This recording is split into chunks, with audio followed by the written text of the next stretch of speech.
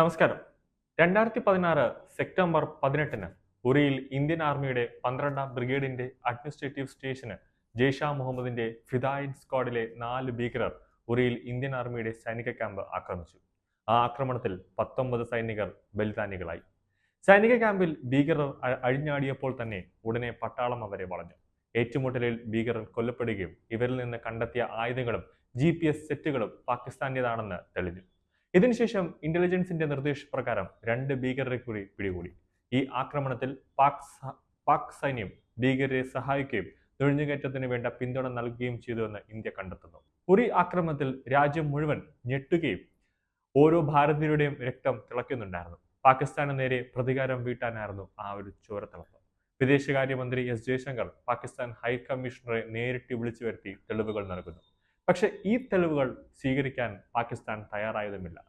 ഐക്യരാഷ്ട്രസഭയുടെ പൊതുസഭയിൽ പാകിസ്ഥാൻ പ്രധാനമന്ത്രി നവാസ് ഷെരീഫ് പ്രകോപനപരമായ പ്രസ്താവന നടത്തി.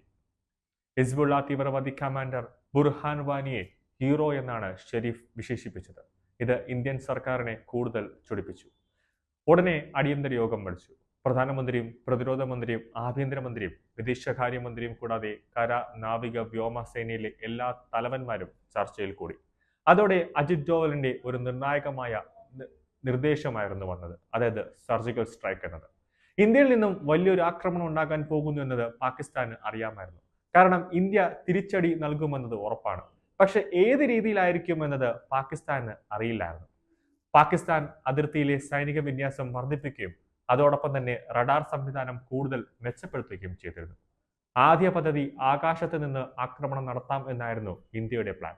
പക്ഷേ പാകിസ്ഥാൻ ജമ്മു കാശ്മീരിലെയും പഞ്ചാബിലെയും ആകാശ പ്രദേശങ്ങൾ നിരീക്ഷിക്കാൻ സ്വീഡനിൽ നിന്ന് വാങ്ങിയ AWCA, അതായത് airborne early warning and control aircraft വിന്യസിച്ചു.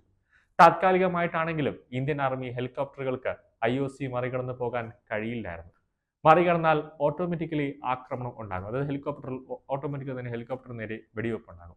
അതോടെ ആക്രമണം ആകാശത്ത് നിന്ന് മാറ്റി ഭൂമിയിൽ ചെന്ന് പാകിസ്ഥാനെ കൊല്ലാനുള്ള തീരുമാനത്തിലേക്ക് എത്തി. ഇന്ത്യൻ ആർമിയുടെ പാരാ SF കമാൻഡുകൾക്ക് ഈ ദൗത്യം പൂർത്തീകരിക്കാനുള്ള ചുമതല നൽകുന്നു. 2016 സെപ്റ്റംബർ 28-29 രാത്രിയിൽ രാജ്യം ആദ്യമായി സർജിക്കൽ സ്ട്രൈക്കിന് നേതൃത്വം നൽകുന്നു. സെപ്റ്റംബർ 29-ന് രാവിലെയാണ് ഈ വാർത്ത രാജ്യത്തെ ജനങ്ങൾ അറിയുന്നത്. 25 കമാൻഡുകൾ മാത്രമാണ് ഈ ദൗത്യത്തിൽ നേരിട്ടിറങ്ങിയത്.